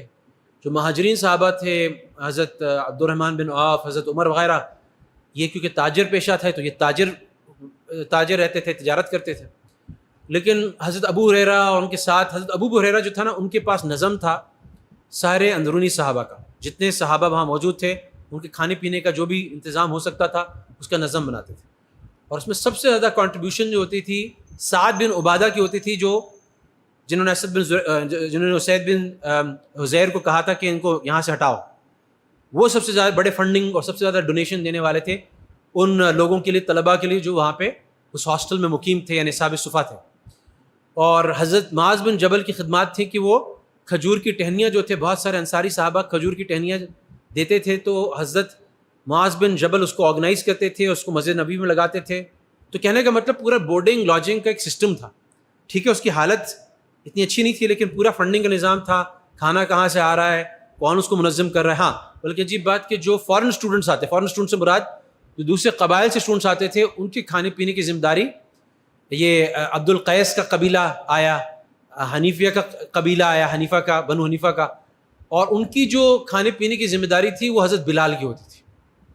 اور جب کوئی قبیلہ باہر سے آتا تھا تعلیم کے لیے، تعلیمی درسگاہ میں تعلیم لینے کے لیے، تو صحابہ کہتے تھے ہم بہت خوش ہو جاتے تھے، ہمارے یہاں باہر سے آ جاتے تھے. تو سلام اپنے تمام حالات کے باوجود ہی فرماتے تھے کہ ان کی خوب اچھی خاطر تواضع کرتے، خوب دمبے بکرے اونٹ ذبح ہوتے تھے اور ان کو کھلائے جاتے تھے، ان کی خوب خاطر تواضع ہوتی تھی. اور ان میں سے لوگ کوئی 20 دن کے لیے رہتا تھا، کوئی 30 دن کے لیے رہتا تھا، کوئی مختلف اوقات کے لیے رہتا تھا، اور تعلیم حاصل کر کے تھوڑے دن بعد آپ علیہ الصلوۃ والسلام ان سے کہتے تھے کہ اب تم نے تعلیم حاصل کی، واپس جاؤ اور اپنے قبیلے والوں سے. اچھا، ایسا بھی نہیں ہے کہ سارے اصحاب صفا صرف تعلیم کے لیے فارغ، تو انہوں نے تعلیم کے لیے کیا ہوا تھا، لیکن ان میں سے بہت سے ایسے تھے، خاص طور پہ بئر معونہ کا جو بڑا ایک ٹریجک واقعہ آتا ہے، بہت دردناک واقعہ آتا ہے کہ ایک قبیلے نے اپروچ کیا. اور یہ ایک واقعہ نہیں، بہت سارے واقعات تھے کہ بہت سارے قبیلے، آس پاس کے قبیلے آپ علیہ الصلوۃ والسلام کو اپروچ کرتے تھے اور کہتے تھے کہ ہمیں کوئی مقرئی بھیج دیں، کوئی پڑھانے والا بھیج دیں. تو آپ علیہ الصلوۃ والسلام تشکیل کرتے تھے قرآن پڑھانے کے لیے یا کسی اور چیز کے لیے. تو بئر معونہ کے جو لوگوں کی تشکیل ہوئی، 70 سے 80 جو صحابی تھے ان کو شہید کر دیا گیا. لیکن ان کے بارے میں ایک بات آتی ہے کہ ان میں سے اکثر جو صحابی جو صفا کا حصہ تھے، یہ لوگ جا کے باقاعدہ یہ لوگ پانی بھر کے لاتے تھے، مسجد نبوی کی صفائی کرتے تھے، اس کی خدمت کرتے تھے، اور ساتھ ساتھ جنگل سے جا کے کوئی لکڑیاں کاٹ کے بیچتے تھے، اور جو کچھ ملتا تھا وہ اصحاب صفا میں مل کے کھاتے تھے. یعنی اس کی نظیر بھی ہے کہ کچھ صحابی نے اصحاب صفا کے اپنے آپ کو مستقلاً فارغ کیا ہوا ہے اور کچھ نہیں کر رہے، اور اس کی نظیر بھی ہے کہ انہی میں سے کچھ لوگ جو ہیں وہ اپنی معیشت کا انتظام کر کے خود بھی کھا رہے ہیں، دوسروں کو بھی کھلا رہے ہیں. اچھا، یہ اصحاب صفا کی جو گریجویٹس کی تعداد بتائی جاتی ہے نبوی عہد میں، وہ تقریباً 400 کے قریب بتائی جاتی ہے. لیکن ایک وقت میں جو انرولمنٹ تھی، ایک وقت میں جو رجسٹریشن تھی، وہ تقریباً 70 کے قریب رہی. اور اس کے گریجویٹس کے اندر جہاں پہ ایسے لوگوں کا نام آتا ہے جو فل ٹائم اسٹوڈنٹس تھے، یعنی حضرت ابو ہریرہ، وہ پوچھتے تھے کہ لوگ پوچھتے تھے کہ آپ تو 7 ہجری میں مسلمان ہوئے، 11 ہجری میں آپ علیہ السلام نے پردہ فرما لیا، آپ کو 5 سال ملے. حضرت ابو بکر شروع سے تھے، ان سے اتنی حدیثیں نہیں ہیں، فلاں سے اتنی حدیثیں نہیں ہیں، آپ سے 5374 حدیثیں ہیں. یہ جو علامہ ابن جوزی کی تحقیق ہے، 5374 حدیثیں، کوئی ریکارڈ بریک نہیں کر سکتا، اما عائشہ بھی نہیں. تو اتنے ساری حدیثیں جو آپ کے پاس ہیں وہ کہاں سے آپ نے اتنے چھوٹے سے عرصے میں جمع کر لی؟ تو فرماتے تھے کہ بھئی آپ دیکھیں نا کہ صحابہ، انصاری صحابہ اپنے کھیتی باڑی میں، اور مہاجرین صحابہ وہاں پہ، یہ ابو ہریرہ ہوتا تھا پڑا رہتا تھا، اور گردن پہ لوگ آ کے وہ رکھتے تھے کہ پتہ نہیں مرغی اس کو ہو گئی، کیا ہو گئی، حالانکہ کچھ نہیں ہوتا، صرف بھوک ہوتی تھی. اور میری ذمہ داری تھی، میں تو الگ نہیں ہوتا تھا، 4-5 سال تو میں ان کے ساتھ گزارے ہیں، آپ علیہ السلام کے بالکل ساتھ لگ کے گزارے ہیں. تو یہ جو تھے ایک امیر بھی تھے، منتظم بھی تھے، لیکن اسی میں بڑے بڑے نام اور بھی آتے ہیں. حضرت عثمان بن ابو العاص کا نام آتا ہے، جو بہت ینگسٹر تھے، جو ثقیف کے بعد میں جا کے امیر بھی بنے. حضرت ابو عبیدہ بن جراح اور حضرت معاذ بن جبل بھی یہاں پہ پڑھے، حضرت ابو موسیٰ اشعری بھی یہاں پہ پڑھے، حضرت عبداللہ بن مسعود بھی یہاں پہ پڑھے. سو بڑے بڑے صحابی اس مدرسے کے گریجویٹ ہوئے، یعنی جو علم کے اعتبار سے بھی آگے گئے، فتوحات میں بھی آگے گئے. تو یہ اصحاب صفا کا مدرسہ بڑا ایک سینٹرل مدرسہ تھا. حضرت عمر کہتے تھے کہ چونکہ میں ہر وقت اپنے آپ کو فارغ نہیں کر سکتا تھا، میری کاروباری مصروفیت بھی تھی، تو میں نے اپنے جو مواخات کے ذریعے سے جو میرے انصاری بھائی بنے تھے، جو اخی بنے تھے، جو بھائی بنے تھے، اخ بنے تھے، وہ ان کو میں نے ان سے یہ ڈیل کر رکھی تھی کہ یا تو تم یا میں، کوئی ہم میں سے ایک جو ہے وہ نبی کریم صلی اللہ علیہ وسلم کی مجلس میں حاضر رہے گا، اور جو حاضر ہوگا وہ دوسرے کو پورا بریف کر دے گا یا آج کیا باتیں ہوئیں. اچھا، آپ علیہ السلام کی درسگاہ جو ہے وہ اس کا گھنٹہ شروع ہوتا تھا فجر سے، اور فجر سے ہی آپ علیہ السلام منہ موڑ کے بیٹھ جاتے تھے صحابہ کی طرف رخ کر کے، اور وہاں پہ قرآن کی نئی کوئی صورت آئی ہو، کوئی نئی آیت آئی ہو، اس کو مذاکرہ ہوتا تھا. پھر اس کے بعد جو ہے اس کا کوئی نئی احکام ہو، اچھا صحابہ سے سوال جواب کا سلسلہ ہوتا تھا. پھر خواب کی تعبیر آپ علیہ السلام پوچھتے تھے، کسی نے کوئی خواب دیکھا تو وہ خواب دیکھتا تھا، اس کی تعبیر فرماتے تھے. تو یہ سارے سبجیکٹس جو تھے، خواب کی تعبیر سے لے کے سوال جواب سے لے کے، یہ ساری چیزیں وہاں پہ ہوتی تھی. اچھا، عہد نبوی میں چونکہ سب سے بڑے ٹیچر اور ظاہر آپ علیہ السلام جو تھے انہی سے سب سیکھنا چاہتے تھے، سب سیکھنے آتے تھے. لیکن ایسا نہیں تھا کہ اور لوگ سکھاتے نہیں تھے، اور لوگوں نے بھی اپنے حلقے قائم کیے تھے. بلکہ ایک پوائنٹ پہ ایک دفعہ آپ علیہ السلام نے ایک قوم کی تعریف کی اور ایک قوم کی پھر برائی کی کہ یہ کیسے لوگ ہیں کہ ان کو یہ خیال نہیں کہ ان کے آس پاس جو اعرابی بدو جاہل قسم کے قبیلے ہیں، ان کی تعلیم کی فکر نہیں کرتے، ان کو معروف نہیں بتاتے، ان کو منکر سے نہیں روکتے. تو لوگوں میں چہمہ گوئیاں، صحابہ تو بہت سینسیٹیو تھے کہ آپ علیہ السلام کیا بات کرتے ہیں، تو فوراً چہمہ گوئیاں شروع ہو گئی. تو کسی صحابی نے کہا کہ یہ معلوم ہوتا ہے کہ یہ اشاعرہ کی طرف، ابو موسیٰ اشعری کا جو قبیلہ تھا اشاعرہ، ان کی طرف اشارہ. تو اشاعرہ حاضر ہوئے، ان کو پتہ چلی، کان میں بات پڑی، تو وہ آپ علیہ السلام کی مجلس میں حاضر ہوئے. انہوں نے کہا رسول اللہ ہم سے کیا قصور ہوا ہے جو آپ نے ہمارے بارے میں ایسی بات فرمائی؟ تو انہوں نے کہا کہ تم کو اللہ نے قرآن سکھایا، تم کو دین کے احکام سکھائے، تم کو اللہ کے نبی کی سنتیں سکھائیں، یعنی مفہوم بتا رہا ہوں حدیث جو بات، لیکن تمہارے ارد گرد لوگ اس سے محروم ہیں. تو میں نے ان کی بھی برائی کی کہ انہوں نے جو ہے وہ تم سے رجوع نہیں کیا اور تم نے ان کو سکھانے کی کوشش نہیں کی. یا رسول اللہ ہمیں 1 سال دے دیں، 1 سال دے دیں، 1 سال کا موقع دے دیں. 1 سال انہوں نے ایسی ارد گرد محنت کی کہ وہ تمام قبائل، عربی قبائل جو تھے وہ آہستہ اسلام کے حلقے میں اور تعلیم کے حلقے میں آتے گئے. تو اس طرح کی نبی کریم صلی اللہ علیہ وسلم نے درسگاہیں بھی قائم کیں، اور مساجد تو تھیں، مساجد کے علاوہ گھروں میں بھی دروس ہو رہے ہوتے تھے. اور ایک دفعہ نبی کریم صلی اللہ علیہ وسلم نے فرمایا، تو ایک صحابی تھے لبید انصاری، آپ علیہ السلام نے کہا کہ علم اٹھ جائے گا، ایسی ڈرائے صحابہ کو، ظاہر ہے آگے کی بات کر رہے تھے. تو ان صحابی نے جواب دیا کہ رسول اللہ علم کیسے اٹھ جائے گا؟ ہم خود قرآن پڑھتے ہیں، اپنی عورتوں کو پڑھاتے ہیں، وہ گھر میں پڑھتی ہیں، اپنے لڑکوں کو پڑھاتے ہیں، وہ گھر میں پڑھتے ہیں، وہ اپنے لڑکوں کو پڑھاتے ہیں، وہ گھر میں پڑھتے ہیں. تو قرآن کیسے اٹھ، یعنی اتنی ترتیب گھروں میں تھی. یعنی ہر جو انصاری صحابی کا، مہاجر صحابی کا جو گھر تھا وہ خود ایک چھوٹی سی درسگاہ تھی. اور ایسا نہیں کہ ہم ایک تبلیغی جماعت سے وہ اس کی تعلیم 10 منٹ کی کرا لیتے تھے، نہیں، وہ سارا دن جو تھا وہ گھروں میں بھی سے بھی قرآن کی آواز آ رہی ہوتی تھی، مسجد میں تو ظاہر قرآن تھا ہی. تو آپ علیہ السلام جو تھے وہ ان کی جو یہ درسگاہ تھی، ظاہر ہے اس سے پورے دین پوری دنیا کے اندر پہنچا، اور جتنی اس کی چھوٹے چھوٹے ہر گھر، ہر مسجد جو ارد گرد بنی، وہ اس کی ایک برانچ تھی، اس کی ایک شاخ تھی. آپ علیہ السلام کے زمانے میں ہر طرح کی ترتیب تھی، مستقل درسگاہ بھی تھی، مستقل اسٹوڈنٹس بھی تھے، بیرون سے آنے والے اسٹوڈنٹس بھی تھے، کچھ اسپیشلائزیشن بھی تھی. مثال کے طور پہ آپ علیہ السلام نے کہا حلال حرام سیکھنا ہے تو معاذ بن جبل سے سیکھو، حلال حرام کا عالم معاذ بن جبل سے کوئی بڑا نہیں. فرائض سیکھنے ہیں تو عبداللہ بن مسعود سے سیکھو، عبداللہ بن مسعود سے بڑا سا کوئی عالم نہیں. قرآن سیکھنا ہے تو ابی بن کعب سے سیکھو، ان سے بڑا اس سے قرآن بہتر پڑھنے والا کوئی نہیں. اور ساتھ ساتھ حضرت ابو موسیٰ اشعری کی تعریف کی کہ یہ جو ہے نا، یہ داؤد رضی اللہ تعالیٰ، داؤد علیہ السلام کی جو آواز تھی، ان کی خوش الہانی مشہور تھی، اس لہجے میں پڑھتا ہے. پھر ان تینوں کے واقعات آپ نے سنے ہوں گے کہ ان تینوں سے، بلکہ بعد میں عرض کرتا ہوں کہ آپ علیہ السلام کے طریقہ تعلیم سے کچھ ہمیں سبق ملتے ہیں. ان درسگاہوں میں طریقہ تعلیم کیا تھا، بڑے دلچسپی ہے. میں تو ہوئی ایکیڈیمک، تو میرے لیے بڑی آنکھیں کھولنے والی بات چیزیں. ایک چیز یہ کہ آپ علیہ السلام جب بات فرماتے تھے تو بہت رک کے کرتے تھے کہ صحابی کہتے تھے ہم الفاظ گن سکتے تھے. صحابی کہتے تھے کہ وہ ہمیں، اچھا دوسری بات، ایک تو بات یہ، دوسری بات یہ کہ اہم باتوں کو 3 مرتبہ دہراتے تھے. تو صحابہ کہتے تھے کہ ہم نہ بھی لکھیں تو ہم اپنے دل میں محفوظ کر لیتے تھے، ہم نہ بھی لکھیں تو ہم اپنے دل میں ہمارے محفوظ جاتے. چنانچہ ایک وقت آیا آپ علیہ السلام کی وصال کے بعد مسجد نبوی میں حضرت ابو ہریرہ رضی اللہ عنہ کا حلقہ لگا ہوا تھا. اما عائشہ حجرے میں نماز پڑھ رہی تھی، تو نماز ختم کر کے انہوں نے عروہ بن زبیر اپنے بھانجے کو بلایا، حضرت اسماء کے بیٹے کو، اور کہا کہ جاؤ ابو ہریرہ کو بلاؤ. یہ کیا کر رہے تھے؟ یہ ابھی میں ہوتی تو ان کو ڈانٹ لگاتی، اتنی تیزی سے کیوں بول رہے تھے؟ آپ علیہ السلام بہت آہستہ آہستہ بولتے تھے. تو ابو ہریرہ کو چاہیے کہ آہستہ آہستہ بولیں، اتنی تیزی سے لوگوں کو آگے بات نہ کریں، کہ کوئی بات مس کمیونیکیشن ہو گئی، کوئی بات غلط ذہن میں چلی گئی تو اس کا ظاہر. ایک دفعہ نبی کریم صلی اللہ علیہ وسلم گھر سے اپنے حجرے سے باہر نکلے،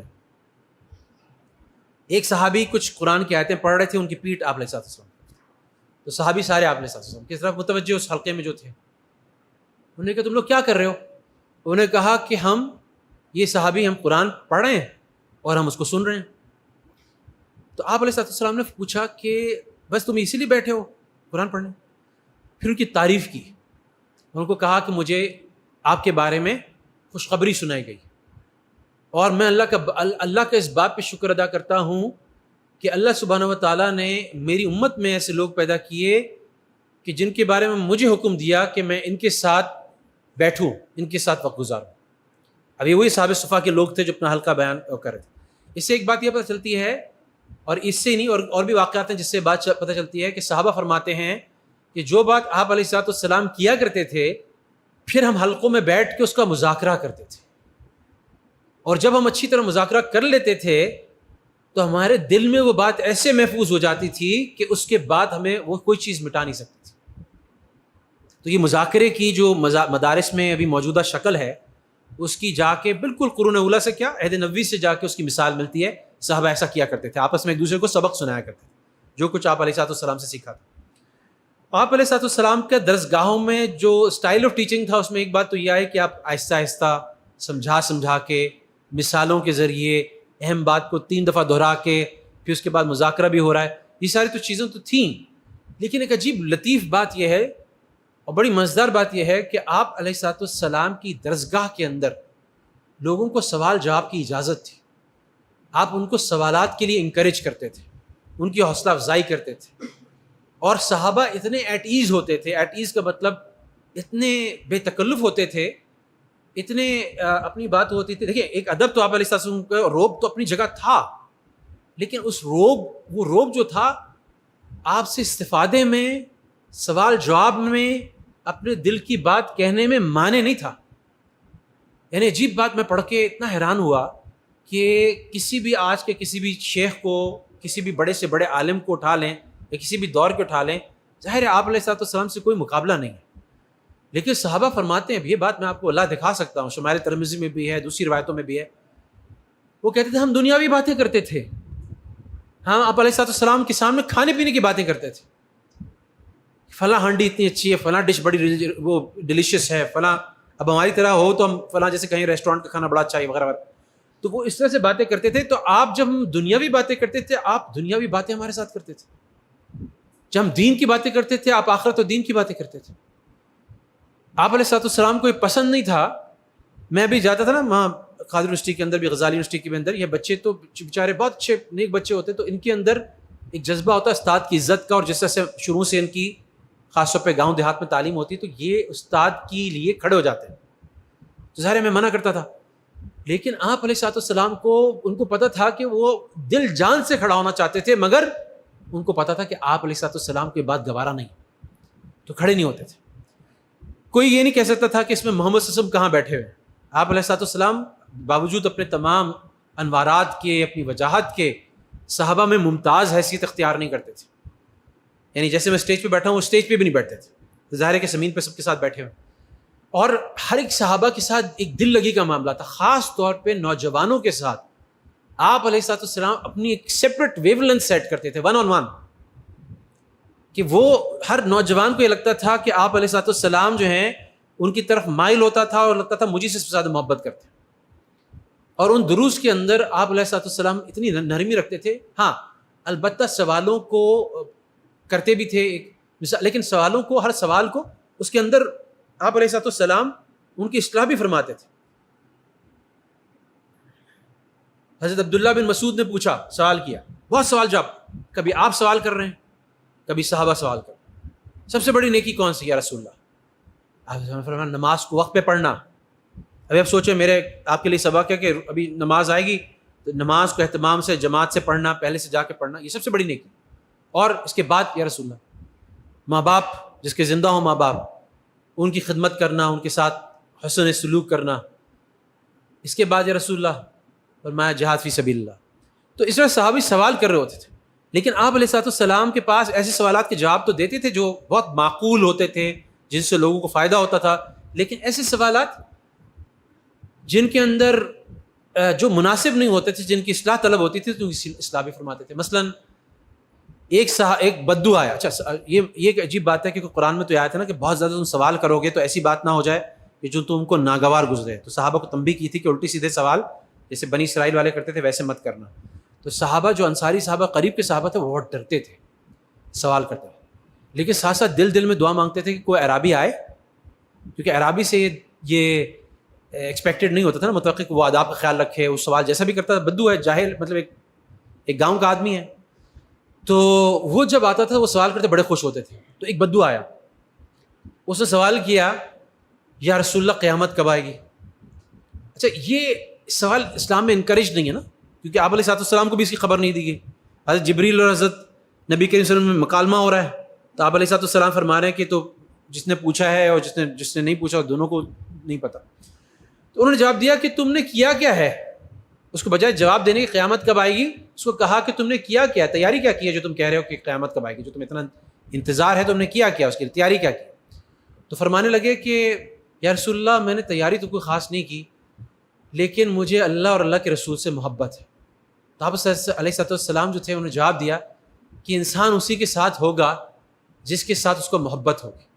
سو حضرت ابو درداء, حضرت ابو ذر غفاری, حضرت عبداللہ بن مسعود جو تھے ان کے چہرے کہنے لگے کہ ہمیں اسلام لانے کے وقت جتنی خوشی ہوئی تھی یہ بات سن کے اتنی خوشی ہوئی. تو ہمیں پتہ نہیں کہ ہمارے تقوی میں کیا مقام ہے, لیکن ہمارے دل کو پتہ ہے کہ اس کرائٹیریا پہ, اس لٹمس ٹیسٹ پہ ہم پورے اترتے ہیں.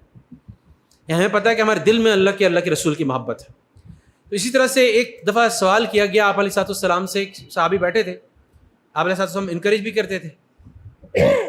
تو ایک عجیب سا سوال آیا, کسی نے پوچھا کہ میرا باپ کون ہے. بھی ایک عجیب سی بات ہے نا, مطلب باپ لینیج پوچھ رہے ہیں, نس پوچھ رہے ہیں, اور اس میں کوئی گڑبڑ ہو تو پھر وہ ایک مسئلہ. تو آپ علیہ السلام نے ایک کو جواب دیا تمہارا باپ فلاں تھا, دوسرے کا جواب دیا. لیکن پھر حضرت عمر رضی اللہ عنہ نے نوٹس کیا کہ آپ علیہ السلام کے چہرے پہ ناگواری کے اثرات ہیں. حضرت عمر نے ان کو روکا, خاموش کرنے کا اشارہ کیا, اور ساتھ ساتھ حضرت عمر رضی اللہ عنہ نے معافی مانگی سب کی طرف سے, کیا رسول اللہ ہم معافی چاہتے ہیں کہ ایسی بات ہم نے کی جس سے آپ کو گراؤں. تو ایسے سوالات کو ڈسکریج بھی کیا گیا, لیکن ادروائز سوال جواب کی ایک گنجائش تھی.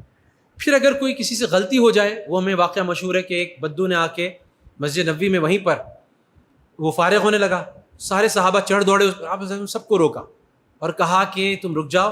جب فارغ ہوئے تو ان کو منع کیا کہ یہ پاکی کی جگہ ہے, اللہ کی عبادت کی جگہ ہے. ایک صحابی نے نماز کے اندر یرحمک اللہ کہہ دیا, سلام کر دیا, تو سارے لوگ ان کو دیکھنے لگے نماز میں, اور تو وہ کہنے لگے کہ مجھے, پھر وہ آگے سے بوڑھے کہ مجھے ایسے کیوں گھور کے دیکھتے. پھر اس کے بعد صحابہ نے, سب صحابوں کو اللہ کے رسول نے خاموش کرا دیا. وہ نماز مکمل کر کے آئے تو کہنے لگے میرے ماں باپ اللہ کے رسول پہ قربان ہوں, انہوں نے نہ مجھ پہ سختی کہی, نہ سختی کی, نہ کچھ برا بھلا کہا, اور صرف یہ پیار سے سمجھایا کہ نماز کے اندر بولنا مناسب نہیں, نماز کے اندر بولنا منع ہے. تو اس کی وہ اللہ سے باتیں کرنا ہے, صرف اس میں اللہ سے باتیں کی جاتی. تو قرآن کے علاوہ یا اللہ کی تعریف کے علاوہ اس کے اندر کوئی بات نہیں. کہنے لگے کہ وہ یعنی ایک استاد کے لیے اس درسگاہ کے اندر جو معمول ہے وہ یہ ہے کہ وہ کس طرح سے اپنے طلباء کا دل موہ لے رہا ہے, ایک طرف کس طرح سے ایک بہت دل نشیں انداز میں ان کے دل میں ایک بات اتار رہا ہے. تو ہمارا ہر ایک یونیورسٹی کا, کالج کا, اسکول کا, مدارس کا ہر استاد, ہر پروفیسر, ہر ٹیچر, ہر لیکچرر اس نبوی سنت کو تو فالو کرے نا. تب ہمارے جو, اور کانٹینٹ کے اندر بھی وہ چیزیں ہیں کہ سبجیکٹ کیا پڑھائے جاتے تھے, کہ وہاں پہ سبجیکٹس کیا پڑھائے جاتے تھے. جو نبی کریم صلی اللہ علیہ وسلم کے عہد کی درسگاہیں تھیں, سب سے پہلی چیز تو قرآن تھی. صحابہ فرماتے تھے کہ ہم نے پہلے ایمان سیکھا پھر ہم نے قرآن سیکھا, پہلے ہم نے ایمان سیکھا پھر ہم نے قرآن سیکھا. فرماتے تھے کہ کوئی بھی ہم میں سے 10 آیتیں یاد کرتا تھا اور اس کو آگے نہیں بڑھتا تھا جب تک کہ اس کے احکام سمجھ نہ لے, اس کے اندر اچھی طرح تفقع نہ پیدا کر لے, اور اس کو اپنے عمل میں نہ لے آئے. یعنی جو آتی تھی چیزیں وہ عمل میں آتی تھی, پھر اگلی 10 آیتوں پہ جاتے تھے.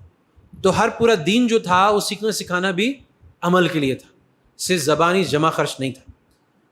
اسی طرح سے ہمارے مدرسے میں جب میں پڑھتا تھا تو وہ ہمارے اساتذہ کہتے تھے کہ جب پہلی دفعہ کوئی حکم تمہارے سامنے آیا, کوئی سنت پہلی دفعہ سامنے آئی, تو دل میں اللہ تعالیٰ ایک دائیا پیدا کرتے ہیں کہ تم اس پہ عمل کرو. اگر تم اس مہمان کی قدر کرتے ہو اور اس دائیے پہ عمل کرتے ہو تو وہ تمہارے ساتھ ہو جاتا ہے اور تمہارے علم کا نفع پہنچتا ہے. اور اگر تم دائیے کو دبا دیتے ہو, اس کو اگنور کرتے ہو, اسے اعراض کرتے ہو, تو تمہاری عادت بن جاتی ہے کہ تم پڑھتے رہو گے لیکن تمہارے عمل میں وہ چیز نہیں آئے گی. یہ ساری درسگاہوں کے اندر عمل پہ بہت زور تھا. تو قرآن کی تعلیم ہوئی, اس سے پہلے ایمان کی تعلیم ہوئی, اس کے بعد پھر علم الاحکام. علم الاحکام کا مطلب فرائض, واجبات, حلال حرام, سنتیں, فقہ, اس کی تعلیم ہوئی. پھر بات یہیں پہ نہیں رکتی تھی, کچھ مثالیں ایسی بھی ہیں کہ آپ علیہ السلام نے اہتمام کیا تیر اندازی سکھانے کا، یعنی جسے ہم کہہ سکتے ہیں کو کریکولر ایکٹیویٹی. ایک روایت آتی ہے کہ سنیۃ الوداع سے بنو زریق کی مسجد تک گھوڑوں کی دوڑ لگتی تھی، اس کا انعام بھی ہوتا تھا، صحابہ اس میں پارٹیسپیٹ کرتے تھے، ایک دوسرے سے مسابقت کرتے تھے کہ گھوڑ یعنی ہارس ریسنگ میں ایک دوسرے سے آگے نکلیں. تو یہ ایکٹیویٹیز بھی آپ علیہ السلام کے سامنے ہوتی تھی، آپ ان کا بھی اہتمام کرتے تھے. اور ساتھ ساتھ اگر ہم دیکھیں تو جو نظم بنا تھا اس کے اندر یعنی باقاعدہ اس بات کا بھی اہتمام تھا کہ نوجوانوں کی تعلیم بھی ہو. مستورات اور صحابیات کی تعلیم کے الگ حلقے لگتے تھے، انہوں نے الگ وقت لیا تھا آپ علیہ السلام سے کہ آپ سارے مردوں کو سب کچھ سکھا دیتے ہیں، ان کے لیے الگ وقت مقرر کیا تھا، ان کا حلقہ الگ لگتا تھا جو ایکسکلوسو صحابیات کا مستورات کا ہوتا تھا، اور بڑوں کے لیے بزرگوں کے لیے ایک الگ لگتا تھا. تو کئی واقعات ایسے آتے ہیں، مثال کے طور پہ ایک صحابی ایک قبیلے سے آیا، کا نام میں بھول رہا ہوں، تو وہ صحابی جو تھے 100 سال کی ان کی عمر تھی. تو انہوں نے آپ علیہ السلام کے پاس آئے اور ان کو کہا کہ مجھے کچھ سکھا دیں. آپ علیہ السلام نے ان کو تعلیم دی، اور ان کے ساتھ ینگ صحابی بھی تھے، ان کو بھی سکھایا. اور ایک صحابی آئے آپ علیہ السلام کے پاس، انہوں نے کہا رسول اللہ قرآن میں سے مجھے کوئی چیز سکھا دیں، میرا دل جو ہے بوڑھا ہو گیا ہوں، میں دل سخت ہو گیا ہے، زبان موٹی ہو گئی ہے، ذہن میں کچھ نہیں رہتا، تو آپ مجھے کچھ ایسی چیز سکھائیں جو میرے لیے آسان. تو آپ علیہ السلام نے کہا تم ایسا کیا کرو، جتنی صورتیں الف لام را سے شروع ہو رہی ہیں وہ پڑھ لو، وہ یاد کر لو. تو یہ تو سورہ تقریباً سورہ ہود سے، بلکہ اس سے پہلے سورہ یونس سے لے کے سورہ حجر تک ساری الف لام را والی صورتیں ہیں. تو انہوں نے کہا رسول اللہ میرے بس کی نہیں ہے، وہ تو میرے تو اس عمر پہ پہنچ گیا، میں نہیں کر، میرے بس سے باہر ہے. تو آپ علیہ السلام نے فرمایا کہ ٹھیک ہے تم پھر حامیم والی ساری صورتیں پڑھ لو. رسول اللہ میرے بس میں یہ نہیں ہے. انہوں نے کہا اچھا پھر وہ صورتیں پڑھ لو، یہ نسبتاً چھوٹی صورتیں ہیں جو سبحہ سے اسٹارٹ ہوتی ہیں، جو سبح و سبحہ سے، حالانکہ چھوٹی صورتیں ہیں. یہ میرے بس میں نہیں ہے، تو مجھے کوئی ایسی چیز سکھا دیں جو میرے لیے کافی ہو، جامع ہو، مانع ہو. تو آپ نے کہا کہ اذا زلزلت الارض زلزالہا، سورہ زلزال سکھائی. اور آپ نے کہا کہ آپ علیہ السلام قسم قائم کی کہ یہ اس کی فضائل بیان کی اور کہا یہ تمہارے لیے کافی. تو انہوں نے کہا وہ میں نے صورت یاد کر لی. تو آپ علیہ السلام جو ہیں وہ لوگوں کی ان کی استعداد کے حساب سے طلباء کی رعایت بھی فرماتے تھے، جو وہ ان کے لیے جو ہو سکتا تھا وہ ان کے لیے کرتے تھے.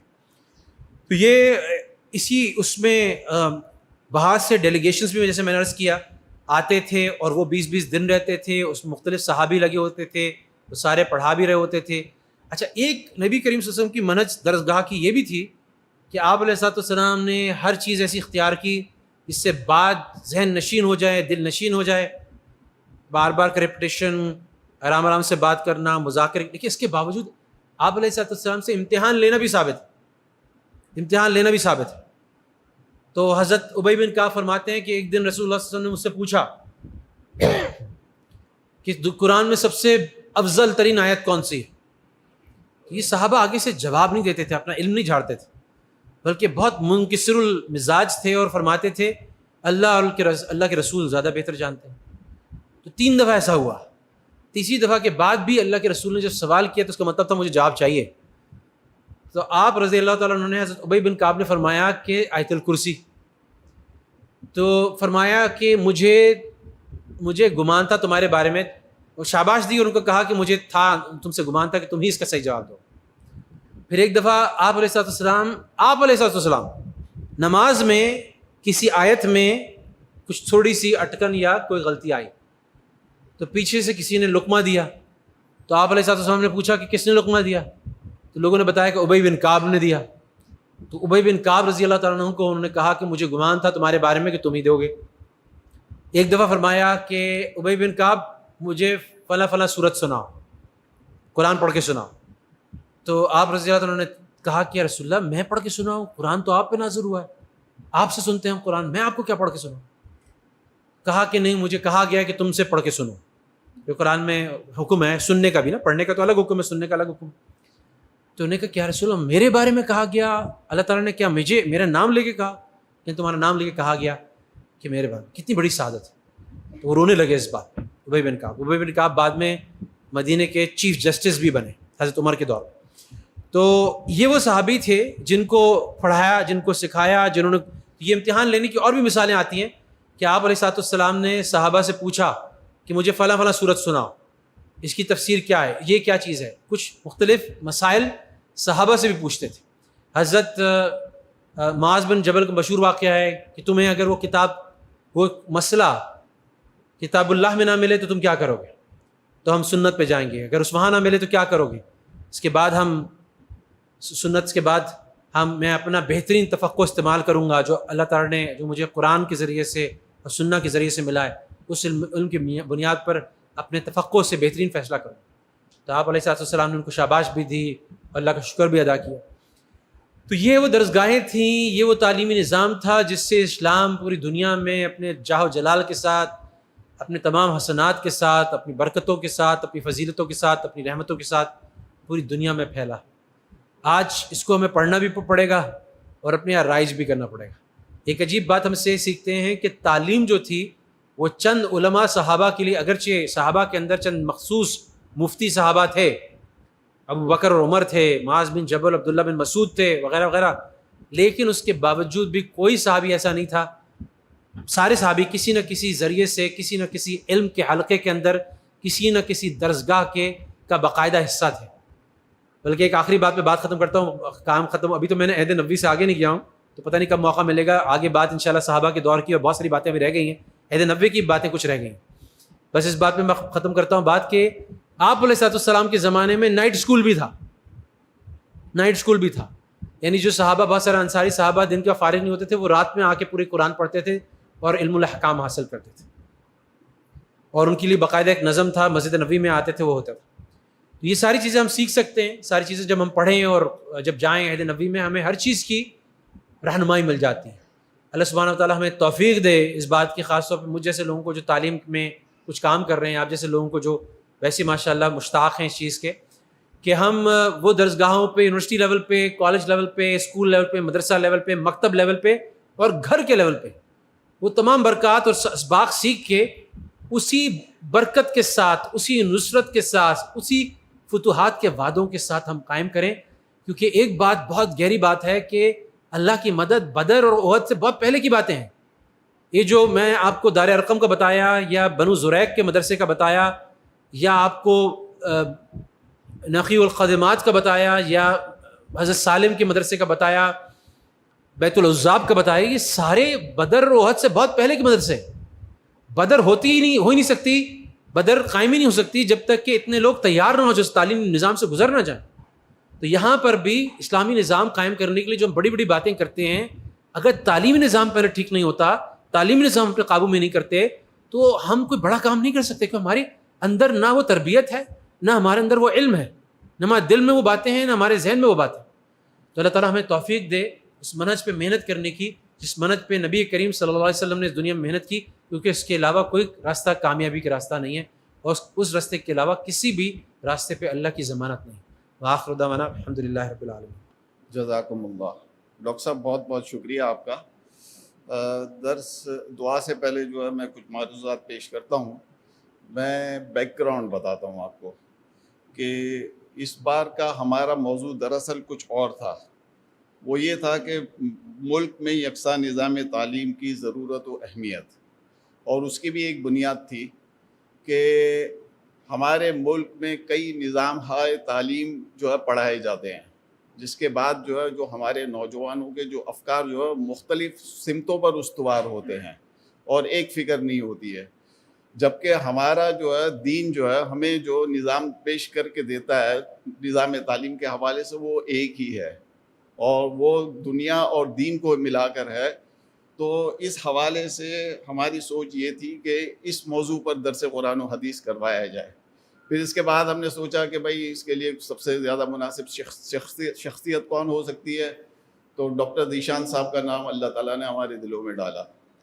تو ڈاکٹر صاحب سے جب میں نے بات کی اس موضوع کے بارے میں کہ اس موضوع پر ہمارا درس قرآن و حدیث کروانے کا پروگرام ہو رہا ہے، ملک میں یکساں نظام تعلیم کی ضرورت و اہمیت، تو ڈاکٹر صاحب نے فرمایا کہ آپ کی اپروچ بالکل صحیح ہے، لیکن اس گفتگو سے پہلے جو ہے ہمیں کئی موضوعات اور بھگتانے ہوں گے جس کے بعد ہی ہم ملک میں یکساں نظام تعلیم کی ضرورت اور اہمیت پر بات کریں گے تو وہ بات سمجھ میں آئے گی۔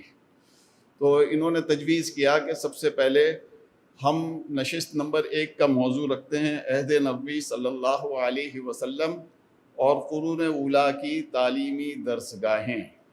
اس پر آج ہمارا یہ درس قرآن و حدیث ہوا، یہ آج ہماری پہلی نشست تھی۔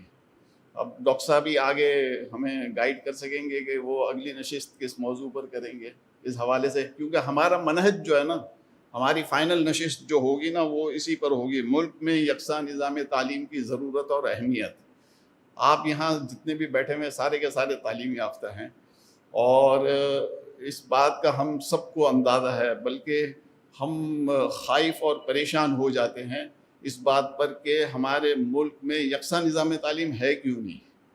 تو انشاءاللہ تعالی جامعۃ الغزالی کے جو ہے ڈاکٹر صاحب جو ہے وائس چانسلر بھی ہیں، اور اسی جو ہے منشا کے تحت جو ہے وہ وائس چانسلر ہوئے ہیں کہ وہ ایک ایسا اس یونیورسٹی کے اندر نظام تعلیم انٹروڈیوس کروائیں گے جو کہ دین اور دنیا کو الگ نہ کرتا ہو، بلکہ دین اور دنیا کو یکساں لے کر چلتا ہو۔ تو یہ جامعۃ الغزالی کی جو پرومیننٹ فیچرز ہیں ان کو بھی یہ انشاءاللہ تعالی آگے جا کر بیان کریں گے کہ کس طریقے سے اس یونیورسٹی نے کام کرنا شروع کیا ہے۔ ایک بہت بڑی نعمت عظمیٰ ہمارے شہر کراچی میں کہ اس قسم کا ادارہ قائم ہوا ہے جس میں ہم اپنے بچوں کو تعلیم کے لیے بھیج سکیں گے، اور ایک ایسے مسلمان بچے پیدا کر سکیں گے، ہمارے یہاں ایسے نوجوان پیدا کر سکیں گے جو دین اور دنیا دونوں تعلیمات سے مسلح ہو۔ تو یہ بہت اہم چیز ہے۔ میں آپ سے یہ پوری کی پوری جو ہے گفتگو اس لیے کر رہا ہوں کہ میں چاہ رہا ہوں کہ آپ اگلی مرتبہ جو ہے یہاں آئیں تو اور زیادہ لوگوں کو، اپنے حلقہ احباب کے دیگر حضرات کو بھی متوجہ کریں کہ اس موضوع پر یہاں گفتگو شروع ہوئی ہے، تو بحیثیت مسلمان ہماری ذمہ داری ہے کہ اس میں ہم زیادہ سے زیادہ شریک ہوں، نہ صرف خود شریک ہوں بلکہ ہمارے یہاں کا جتنا بھی جو ہے تعلیم یافتہ طبقہ ہے اس کو متوجہ کریں۔ انتہائی اہم ٹاپک ہے جس کے اوپر جو ہے ہر مسلمان جو ہے وہ متفکر ہے کہ ہماری مسلمان اولادیں جو پیدا ہو رہی ہیں وہ ان کو ہم تعلیمات دیتے ہیں، تعلیم کے لیے جو اسکولز اور جو ہے کیا کہتے ہیں مدارس وغیرہ میں بھیجتے ہیں، تو ان کو پرابلم یہی ہوتی ہے کہ مدارس میں پڑھنے والا طالب علم جو ہے وہ ایک طرف ہو کر رہ جاتا ہے، اور اسکولز کالجز کے اندر جو ہے گریجویٹ ہونے والا طالب علم کچھ اور لائن پر چلا جاتا ہے۔ دونوں کے درمیان بعد المشرقین ہوتا ہے۔ تو ہمیں یہ بعد المشرقین ختم کرنے کی ضرورت ہے، اور ہماری خوش قسمتی ہے کہ ڈاکٹر صاحب جیسے لوگ ہمارے یہاں موجود ہیں جو اس حوالے سے ہمیں گائیڈ لائنس فراہم کریں۔ ڈاکٹر صاحب پھر آپ ابھی بتائیں گے کچھ یا بعد میں بتائیں گے؟ جی، اب اس کا جیسے پہلے میں عہد نبوی کی بھی کچھ باتیں رہ جاتی ہیں تو اس کو ہم تھوڑا سا فلیش بیک کرتے ہیں انشاءاللہ۔ اگلی دفعہ اگر صحابہ جو حضرت عمر کے زمانے میں، حضرت ابوبکر کے زمانے میں، حضرت رسول کے زمانے میں جی، اور صحابہ کے زمانے میں عموماً پہلی جنریشن تھی، پھر تابعین کے زمانے میں دیکھتے ہیں کہاں تک جا سکتے ہیں۔ میں اس لیے بھی چاہ رہا ہوں کہ ایک دفعہ تفصیل سے یہ بات آ جائے نا، تو یہ بہت ساری تعلیمی پالیسی کے لیے تسلی بخش ہو سکتا ہے، آگے بہت سارے انپٹس مل سکتے ہیں۔ آگے یہ چیز اصل میں اچھی بات ہے کہ ریکارڈ بھی ہوگی، جو پالیسی جیسے ہمارے یہ محترم حنیف صاحب ہیں وزارت تعلیم کے آج کل وہ ہیں اس کے مذہبی امور میں، اب یہ پالیسی امور میں کچھ چیزیں جائے نا انپٹ دے سکیں کہ یونیورسٹیز میں کالجز میں کیا ریفارم لا سکتے ہیں، کیا نسبت لا سکتے ہیں، اس کے حوالے سے اگر اس طرح سے کر لیں کہ درون اولا تو ہم نے ڈالا ہے جی، اس کو ایسا کر لیں، ہاں اس کو ریفائن کر لیں گے مزید۔ اچھا، تو یہ انشاءاللہ تعالی ہمارا اگلا درس قرآن و حدیث ہوگا 8 اکتوبر، اتوار 8 اکتوبر کو اسی ٹائم پر 11:30 بجے دن۔ تو ابھی سے ہی مستعد ہو جائیں، ابھی سے ہی دعوت کا عمل اس کا آغاز کر دیں۔ اور سب سے بہترین بات یہ ہے کہ آج شام کو، آج 8 بجے شب ہمارے یہ درس قرآن و حدیث جو ہے یہ جو فیس بک کے اور کیا کہتے ہیں یوٹیوب کے جو پیجز ہیں، Al-Quran courses network Pakistan, JTR media اور درسقرآن.com، اس پر نشر بھی کیے جائیں گے۔ آپ متعدد مرتبہ جو ہے یہ دروس نہ صرف سن سکتے ہیں بلکہ دوسروں کو بھی متوجہ کر سکتے ہیں۔ اور الحمدللہ میں آپ کو یہ بتاتا چلوں کہ ہمارے ایک ایک درس کے سامعین جو ہے لاکھوں میں ہوتے ہیں. ابھی ہمارا پچھلی مرتبہ جو درس ہوا تھا اس کے سامعین تقریباً 3 سے 4 لاکھ ہیں فیس بک پر. تو انشاءاللہ تعالیٰ یہ ڈاکٹر صاحب کا بھی درس جو ہے یہ بھی انشاءاللہ بہت وائرل ہوگا فیس بک پر. جزاکم اللہ. اور دیگر میری عرض یہ ہے کہ القرآن کورسز نیٹ ورک کے زیر اہتمام سالہ سال سے شیخ الاسلام مفتی تقی عثمانی صاحب دامت برکاتہم کا آسان ترجمہ قرآن جو ہے وہ اویلیبل ہوتا ہے. ہم یہیں رکھتے ہیں اور کاسٹ ٹو کاسٹ دے دیتے ہیں, اور اس میں کسی قسم کا کوئی منافع نہیں رکھتے, اس لیے کہ اس کی لینگویج بہت ایزی ہے, اردو لینگویج بہت ایزی ہے. تو یہ یہاں موجود ہے, جن حضرات کو اور خواتین کو چاہیے ہو تو وہ یہاں سے حاصل کر سکتے ہیں. ایک چھوٹا معصوم سا بچہ ہے, حسنین نام ہے, 8 مہینے اس کی عمر ہے اور اس کو شدید انفیکشن ہوا ہے. تو اس کے لیے دعا کرنی ہے کہ اللہ تعالیٰ اس کو صحت کامل عاجل مستمر نصیب فرمائے. میں ڈاکٹر صاحب سے عرض کروں گا کہ دعا فرمائیں.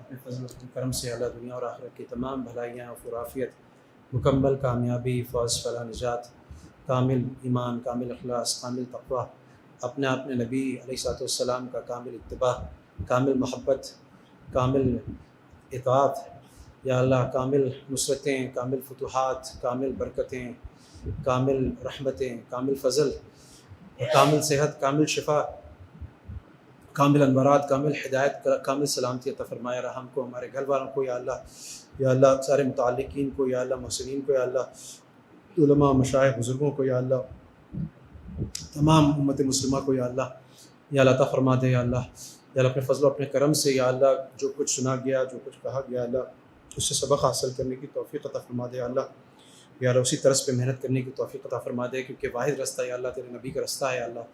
یا اللہ اپنے فضل و اپنے کرم سے یا اللہ جتنی مشکلات ہیں, یا اللہ مصائب ہیں, یا اللہ چاہے معیشت کے اعتبار سے ہوں, یا اللہ چاہے صحت کے اعتبار سے ہوں, یا اللہ چاہے آپس کے اختلافات کے اعتبار سے ہوں, یا اللہ خاندان سے متعلق ہوں, یا اللہ کسی اعتبار سے بھی ہوں, یا اللہ نفسیات سے متعلق ہوں, یا اللہ روحانیت سے متعلق ہوں, یا اللہ تو ہی ہمارا یا اللہ حاجت روا ہے, تو ہی ہمارا مشکل کشا ہے. یا اللہ تو ہی ہمارا ایک دروازہ ہے, یا اللہ جس پہ ہم آ کے اپنا سر رکھتے ہیں. یا اللہ اپنے فضل و اپنے کرم سے یا اللہ ہماری تمام مشکلات کو دور فرما دے. یا اللہ عافیت والی زندگی عطا فرما دے. یا اللہ ہماری نسلوں کو محفوظ کر دے. یا اللہ ایسا تعلیمی نظام دے دے یا اللہ جس کے ذریعے سے یا اللہ نسلیں جو ہیں ان کی جو پرورش ہو یا اللہ وہ صحابہ جس طرح سے ان کے بچوں کی پرورش ہوتی تھی, یا اللہ جس طرح سے یا اللہ ان کے ذہن میں تھا کہ وہ آپ کے عبد ہیں اور آپ کے رسول صلی اللہ علیہ وسلم کی امتی ہیں, اور اللہ اسی پر ان کی ساری زندگی لگتی تھی. یا اللہ اس طرح سے ہمیں بھی اس آئیڈینٹی کو یا اللہ اس شناخت کو پیدا کرنے کی توفیق عطا فرما دے. یا اللہ ہمارے شب و روز میں بھی یا اللہ ایک ہی فکر, ایک ہی غم اور ایک ہی یا اللہ شوق عطا فرما دے,